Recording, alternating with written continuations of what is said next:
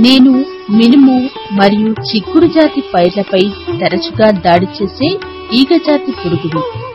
నేను మినుము, పెసర, అలసంద, సోయా చిక్కుడు పైర్లలో ప్రారంభ దశల్లో అంటే నాటిన 4 వారాలలో ఎక్కువగా ఆశించి నష్టపరుస్తాను. నన్ను కాండపు ఈగ అని అంటారు. నేను ఆశించిన మొక్కలు పసుపు పచ్చగా మారి కురిసగా ఉంటాయి. మొక్కల కాండం లావుగా అవ్వడంతో పొడవాటి నెర్రలు ఏర్పడతాయి. నా తాకిడి ఎక్కువ అయినప్పుడు మొక్కలు చనిపోతాయి. నేను మామూలు ఈగ కన్నా 4వ వంతు చిన్నగా పలుచటి రెక్కలతో ఉంటాను. నేను నా ప్రత్యేక అవయవాల ద్వారా సన్నటి తెల్ల గ్రుడ్లను ఒక్కొక్కటిగా ఆకుల కాడల దగ్గర లేదా కాండం లోనికి జొప్పించి పెడతాను.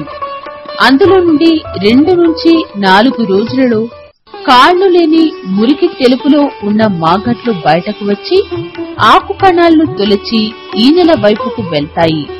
క్రమేపీ అవి తొలుచుకుంటూ మొక్కల కాండం ద్వారా వేర్ల వరకు వెళ్లి నష్టపరుస్తాయి.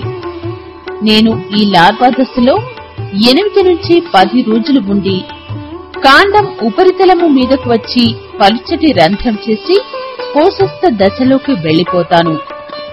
నేను కోశస్థ దశలో 7 నుంచి 9 రోజులు ఉండి ముందుగా ఏర్పరిచిన రంధ్రం ద్వారా పెద్ద ఈగగా బయటకు వస్తాను.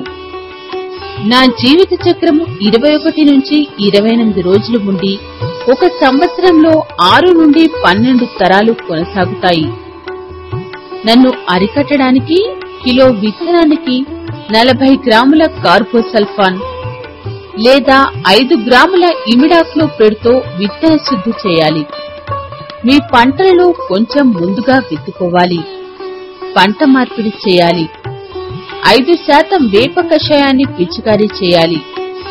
లేదా రసాయన పురుగు మందులైన ఎసిపేట్ 1.5 గ్రాములు లేదా మోనోక్రోటోఫాస్ 1 మిల్లీలీటరు లీటరు నీటికి కలిపి వారం రోజులకు ఒకసారి నాటిన మొదటి 4 వారాలు పిచికారీ చేయాలి.